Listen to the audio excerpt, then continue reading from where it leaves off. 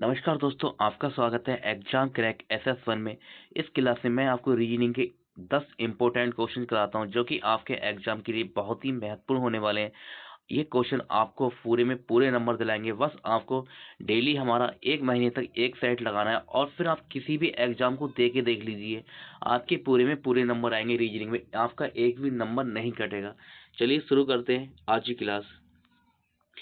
आज का question number पहला। इस क्वेश्चन में आपसे कह रहा है निम्नलिखित में से कौन सा समूह से संबंधित नहीं है, यानी कि आपको वह शब्द बताना है जो समूह से संबंधित नहीं है। आगे सामने ऑप्शन ए दिया है लोमड़ी, ऑप्शन बी दिया है बकरी, ऑप्शन सी दिया है घोड़ा, ऑप्शन डी दिया गया है जेबरा। देखिए, अगर आप थोड़ा सा दिमाग लगाएं अपना, तो लोमड़ी और बकरी, घोड़ा और जेबरा, इन सब में आप देखेंगे बकरी को देखेंगे, बकरी, जेबरा और घोड़ा, ये क्या है? शाकाहारी जानवर हैं। ये क्या है? शाकाहारी जानवर हैं। और आपका एक लोमड़ी, आपका लोमड़ी, लोमड़ी क्या है? शाकाहारी मांसाहारी दोनों है, यानी कि लोमड़ी है आपकी मांसाहारी, लोमड़ी आपकी मांसाहारी है, ये मांस खाती है।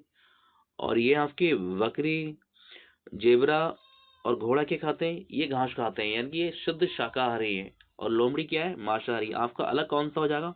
ऑप्शन नंबर ए आपका राइट आंसर हो जाएगा। चलते हैं अगले क्वेश्चन पर।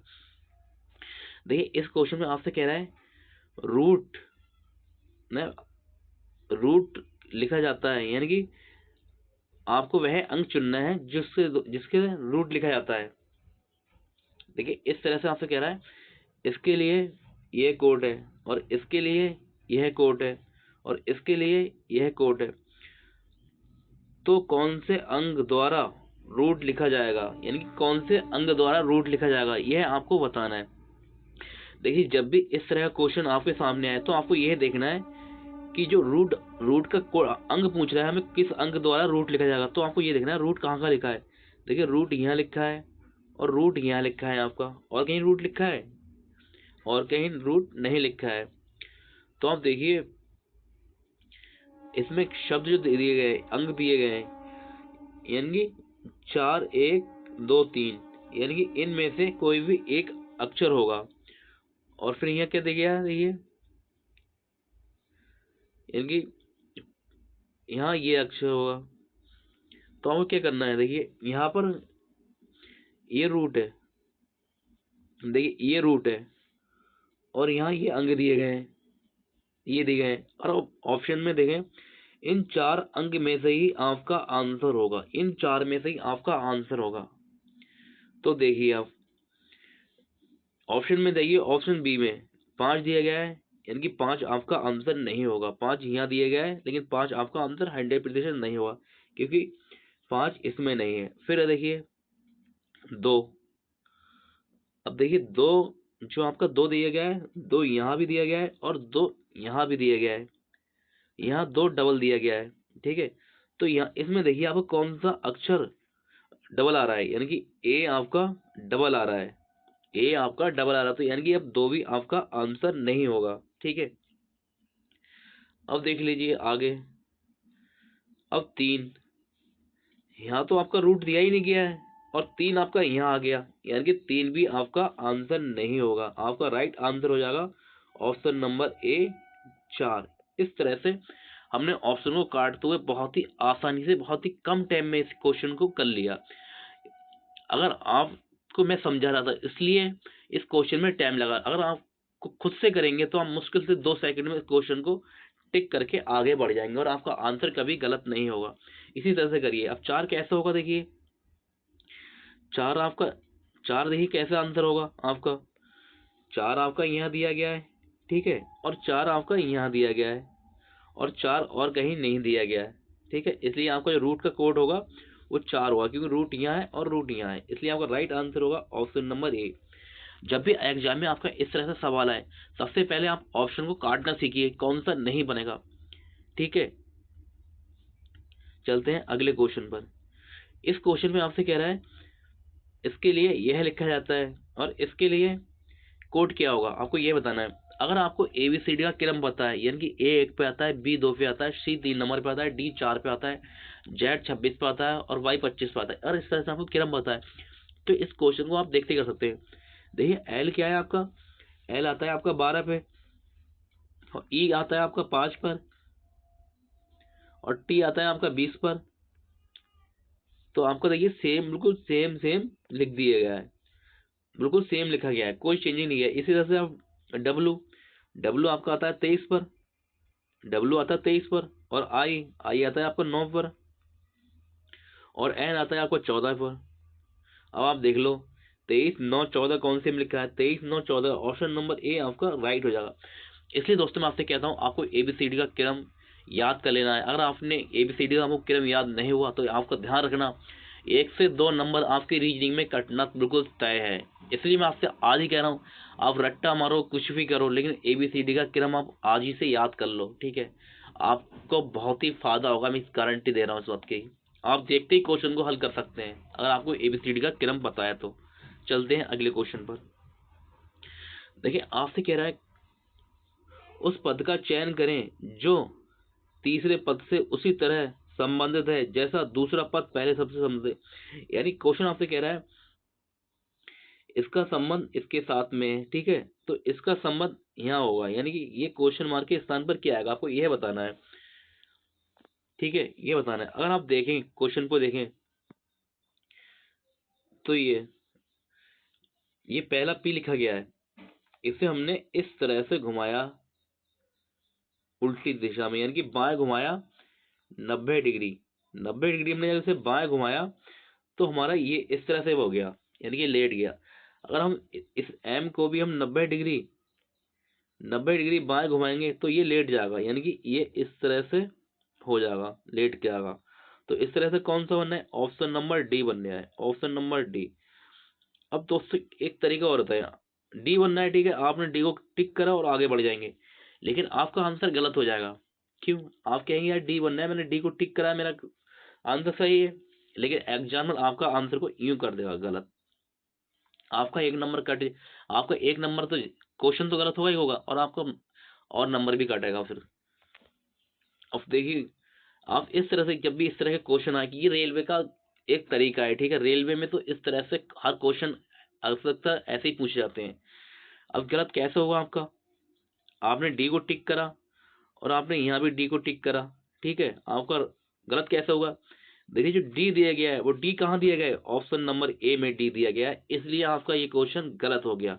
आपने डी को क्लिक करा, लेकिन डी में तो सी था, और आपको करना है ए को सही करना है। इस तरह से आप एग्जाम में ध्यान रखना, जल्दबाजी में कभी भी आप अपने होश मत खोना, इसलिए सोच समझ के क्वेश्चन तो आप सही करेंगे, लेकिन टिक करने में आप गड़बड़ी कर देंगे, इसलिए आप सोच समझ कर टिक करना कि जो डी दिया गया है वो कौन से ऑप्शन में दिया गया है।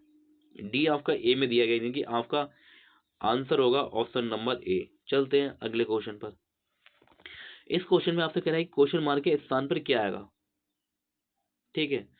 देखिए यह तीर इस तरह से गया पहले, फिर क्या हुआ, इसे 90 डिग्री ऊपर घुमा दिया, फिर घुमा दिया, फिर क्या हुआ, फिर 90 डिग्री इस दिशा में घुमा दिया। अब क्या होगा, 90 डिग्री इस दिशा में घुमा, यानी कि तीन नीचे होगा, तो ऑप्शन डी कट जाएगा, यानी कि 3 ऑप्शन में हमारा 3 नीचे है।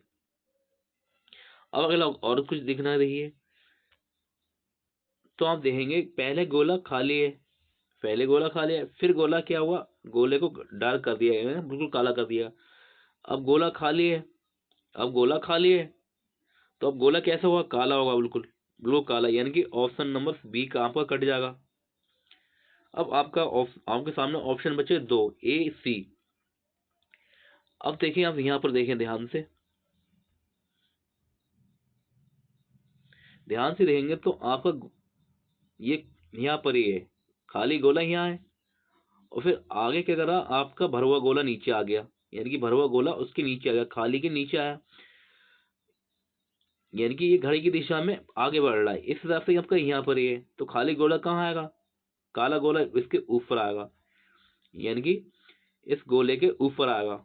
तो ये कौन सा ऑप्शन हो जाएगा, ऑप्शन नंबर ए हमारा राइट हो जाएगा, option number A, option C भी का आपका कट गया, आंसर आया आपका ऑप्शन नंबर ए। चलते हैं अगले क्वेश्चन पर। इस क्वेश्चन में कह रहा है निम्न आकृति में कितने समकोण त्रिभुज हैं, अब देखिए कुछ आकृति में आपको समझाऊंगा, इस हिसाब से समझिए। आपके सामने यह आकृति दी गई है, तो आपके कितने समकोण बनना है, इस आकृति में कितने बनना है? तो देखिए आपके यहां से बनना है दो, एक ये बना एक ये बना, यानी कि इसमें दो समकोण बने। अब आपके सामने इस तरह की आकृति है,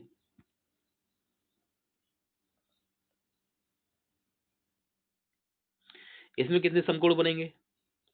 तो देखिए यहां से मैं इस ऐसे करेंगे तो इसमें बनेंगे चार समकोण, एक दो तीन और चार, यानी कि इसमें चार बनेंगे। तो आप गिन लो कहाँ का समकोण बनना है इस तरह से। तो देखिए दो आपके यहां से बने, दो आपके यहां से बनेंगे, और दो आपके यहां से बनेंगे, और दो आपके यहां से बनेंगे। ठीक है, और आगे आप देखो चार आपके यहां से बनेंगे, चार आपके यहां से बनेंगे। इन्हें छोड़कर आप देखो और कहीं आपके समकोण बनना है, समकोण त्रिभुज, समकोण त्रिभुज आप ये देखो और कहीं बनना है आपके, यानी कि दो, दो दूनी चार, चार दो छह, और दो आठ, आठ चार बारह, बारह चार सोलह, यानी कि आपके त्रिभुज बनने हैं 16। यहां से आपके बनने हैं दो, यहां से भी आपके बनने हैं दो, और यहां से ही आपके बनने हैं दो, यहां से ही बनने हैं आपके दो। ठीक है, और यहाँ आपके यहाँ से बनना है चार, और यहाँ से ही आपके बनने हैं चार। तो ये चार और चार आठ, आठ चार बारह, बारह चार सोलह, यानी कि आपका त्रिभुज बनना है 16। ऑप्शन नंबर ए आपका, ए ऑप्शन नंबर ए आपका राइट हो जाएगा, 16 त्रिभुज बनने हैं आपके। चलते हैं अगले क्वेश्चन पर। इस क्वेश्चन में कह रहा है वह संख्या चुने जो नीचे दी गई अंक संख्याओं से भिन्न है, यानी कि वह संख्या चुनना है जो अलग है। आपके सामने दिए गए 157, 571, 599 और 387। देखिए अगर आप सोचेंगे कि इसमें कौन सी संख्या अभाज्य है, कौन सी संख्या, तो इसमें आपको ऐसे आपको बहुत टाइम लग जाएगा। आप ये देखेंगे कि कौन सी संख्या अभाज्य है, कौन सी अभाज्य नहीं है, तो इसमें इस तरह से आपको टाइम लगा। जब भी इस तरह से बड़ी बड़ी संख्या दी गई, ठीक है, आपको जरूरी नहीं है इतनी बड़ी संख्या आपको याद होगी कि ये आवाज है नहीं है, या आप सिर्फ भाग देने में बैठेंगे तब भी आपको बहुत टाइम लग जाएगा। तो जब भी इस तरह से क्वेश्चन आपके एग्जाम में आए, आप इसे इंपॉर्टेंट नोट बना लें मेरी तरफ से। जहां तक मेरा एक्सपीरियंस है, मेरे एक्सपीरियंस से जो इस तरह के सवाल बहुत ही आसानी से हो जाते हैं, और एग्जाम में यही तरीका चलता है। तो आप सबसे पहले इनका योग करना, आप इनका योग करेंगे 7 5 12 और एक 13, इसका योग आएगा 13। और फिर इसका भी योग करेंगे 7 5 12 और एक 13, इसका भी योग 13 आएगा। इसका योग करेंगे आप 9 9 18 5 23, इसका योग आएगा 23। और आप इसका योग करेंगे तो 7 3 10 8 18, यानी कि आपने देखा यहाँ इसका योग करा हमने तो 13 आया, इसका योग करा तो 13 आया, और इसका योग करा हमने तो 23 आया, और इसका योग करा तो 18 आया। तो इसमें कौन सी विषम संख्या है आपको यह बताना थी ना। तो आपने देखा इनका पहले का योग करा 13, 13 क्या है, एक विषम संख्या है। फिर दूसरे का योग करा तो 13 आया, ये भी क्या है, एक विषम संख्या है। और इसका योग करा हमने तो 23 आया, यानी कि 23 भी क्या है, हमारी विषम संख्या है। और इसका योग करा हमने तो हमारा 18 है, 18 क्या है, एक सम संख्या है। तो कौन सा ऑप्शन अलग हो गया, 387 वाला, यानी कि ऑप्शन नंबर डी हमारा अलग हो गया। आप इस तरह से करना, आपका कभी भी आंसर गलत नहीं होगा। चलते हैं अगले क्वेश्चन पर। देखिए यहाँ पर आपसे कह रहा है कि क्वेश्चन मार्क के स्थान पर क्या आएगा, आपको यह बताना है क्वेश्चन मार्क के स्थान पर क्या आएगा। यहाँ आपका 27 है और फिर एकदम 16 बन गया, 27 और फिर 16 बन गया, फिर 125, फिर यहाँ क्या बनेगा। तब देखिए अगर हम यहाँ करें, कैसे करेंगे फिर से, अगर आप ध्यान से देखें यहाँ 16, 16 क्या है, 16 4 का स्क्वायर होता है, 16 क्या है, 4 का स्क्वायर होता है। अगर तो हम यहाँ थोड़ा दिमाग लगाएं तो यहाँ भी हमें स्क्वायर ही आएगा शायद, 125 के बाद ही स्क्वायर ही आएगा। तो ऑप्शन में देखें, ऑप्शन ऑप्शन सी में खाली क्या है, 6 का स्क्वायर है। ऑप्शन सी में 6 का स्क्वायर है। अगर जो तरीका से हम चल रहा है उसके हिसाब से यहाँ 27 से 16 बना, तो 125 से शायद 36 बना होगा, क्योंकि यहाँ स्क्वायर है तो यहाँ भी स्क्वायर होगा। ये 4 का स्क्वायर आया तो ये 6 का स्क्वायर होगा शायद। अब देखते हैं कैसा होगा। 3 क्या होता है, 3 क्या होता है, सॉरी 27 क्या होता है, ये होता है 3 का क्यूब। 3 का क्यूब होता है 27, 3 का क्यूब होता है 27। और ये क्या हुआ, इसके बाद में क्या हुआ, आता है 4, और 4 का स्क्वायर होता है 16। 4 का स्क्वायर होता है 16। अगर शायद यही क्रम अगर यहाँ देखें हम, तो 5 का क्यूब होता है, 5 का क्यूब होता है 125। 5 का क्यूब होता है 125। जैसे हमारा अभी यहाँ 3 के बाद 4 आया, यहाँ 3 के बाद 4 आया, और फिर यहाँ 5 दिया गया, 5 के बाद हमारा आएगा 6, और 6 का जब हम स्क्वायर करेंगे तो ये बनेगा 36। यानी कि ऑप्शन नंबर सी हमारा राइट हो जाएगा, राइट हो जाएगा। ऑप्शन नंबर सी हमारा राइट हो जाएगा। अगर अब क्वेश्चन एग्जाम में आया, ठीक है, आपको इस तरह से आपकी समझ में नहीं आया, तो अब ये ध्यान रखना, जैसे ये 27 है, फिर क्या हुआ, 16 बन गया, 27 से 16 बन गया। इनके 16 क्या है, आपका 4 का स्क्वायर है, 4 का स्क्वायर है, तो यहाँ 125 है। जब यहाँ 4 का स्क्वायर आया तो यहाँ भी याद रखना आपका 100%। ये तुक्का मारने वालों के लिए बता रहा हूँ मैं आपको, जो तुक्का मारते हैं, ठीक है, आपको समझ में नहीं आ रहा तो तुक्का मारो। तो यहाँ देखना, यहाँ भी वही संख्या रखना जो स्क्वायर हो, वही संख्या रखना जो स्क्वायर हो। स्क्वायर इन ऑप्शन में देखा जाए, ये पिछली बार एनटीपीसी रेलवे में पूछा गया क्वेश्चन है। तो आप इस तरह से एक ही ऑप्शन में स्क्वायर बनना है 36, यानी कि आप सी को टिक कर देना, आपका आंसर भी सही हो जाएगा। अगर आपके हमने 2 ऑप्शन दिए गए हैं स्क्वायर के, तो आपको जो तरीके मैंने अभी सिखाया आपको उसी तरीके से करना है। जैसे ये 3 का क्यूब होता है, 3 के क्यूब के बाद में ये 4 का स्क्वायर किया गया, फिर ये 5 का क्यूब होता है, 5 के क्यूब के बाद में 6 का स्क्वायर आएगा 36, यानी कि ऑप्शन नंबर सी आपका राइट हो जाएगा। चलते हैं अगले क्वेश्चन पर। इस क्वेश्चन में कह रहा है कि डॉट डॉट के स्थान पर क्या आएगा, आपको यह बताना है। देखिए बी आपका आता है 2 नंबर पर, और आई आता है 9 नंबर पर, यानी कि 2 से हमारा 9 बना, तो कितना जुड़ा होगा इसमें, +7 जुड़ा होगा, +7। अगर हम यहाँ डी में 7 जोड़ दें, डी आता है आपका 4 पर, डी आता है 4 पर, और प्लस इसमें 7 कर दें, तो ये हो जाएगा 11। 11 पे आपका के से स्टार्ट होगा, यानी के से आपका आंसर स्टार्ट होगा के, तो डी ऑप्शन तो कट जाएगा, ठीक है। फिर आगे एफ आता है 6 पर, और एम आता है 13 पर। इनकी 6 में 7 जोड़ेंगे तो 13 बनेगा, यानी कि फिर से यहाँ पहुंचने में 7 जोड़ लिया है, यानी कि यहाँ से यहाँ पहुंचने में 7 जोड़ रहा है। तो जी आता है 7 पर, और 7 में 7 जोड़ेंगे हम, जी 7 पे आता है, और 7 में +7 कर दें हम, तो ये होगा 14, और 14 पे आपका आता है एन, यानी के एन से आपका आंसर स्टार्ट होगा, यानी कि ऑप्शन ए भी आपका कट गया। आपके सामने 2 ऑप्शन बचे, सी और वी।